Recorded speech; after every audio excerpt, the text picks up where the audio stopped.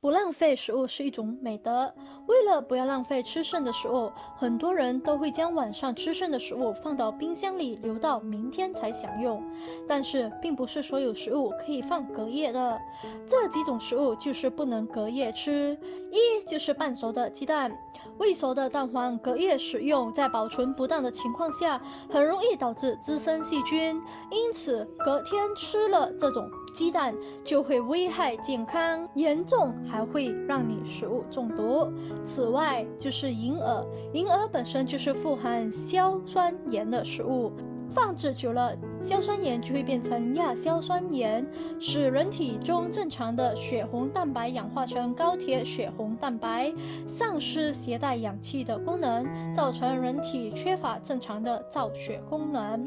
再来就是白菜，北方人很爱吃白菜，是饭桌上很常见的青菜之一，经常炖一大颗就可以全家吃了。白菜是不能隔夜吃的，最好当天吃完，因为隔夜加热后会产生亚硝酸盐，对人体的健康是非常有害的。再来就是海鲜，鱼和海鲜隔夜吃很容易造成蛋白质降解物，损害肝肾功能。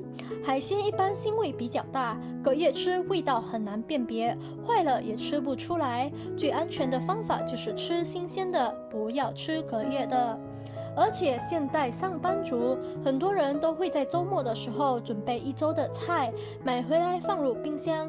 但是蔬菜的保鲜也是要注意的，有时做饭做多了，剩下的放入冰箱也要格外注意，应该要分类密封保鲜，防止冰箱内串味发生变化。剩菜剩饭放入冰箱的时候，一定要用保鲜膜把饭菜封密起来，这样就可以持久保鲜，防止食物间串味，还不会影响食物的味道。此外，大家也千万不要将香蕉放入冰箱里保存。素有“美腿小王子”之称的香蕉，其清肠通便的效果是大家爱不释手的。很多时候一买就是一大串，吃不完了就放进冰箱，这种做法是不科学的。来自热带地区的香蕉，最低储存温度是12摄氏度以上。如果大家将香蕉放在冰箱，只会加速腐败。腐败的香蕉吃了反而会导致腹泻，所以大家一定要注意了。此外，大家也千万不要将面包放入冰箱。面包是家居必备的一道美食，几乎每个家庭都会有。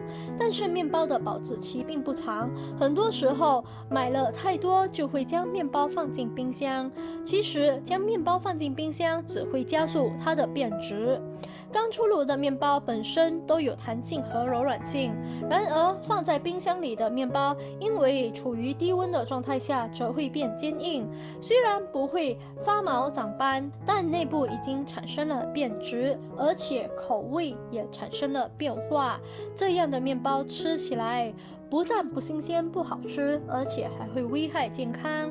所以小编在这里要提醒大家，我们千万不要将这些食物放入冰箱里保存，隔天再使用，这样只会导致冰箱爬满致癌物，让你更轻松地得到胃癌。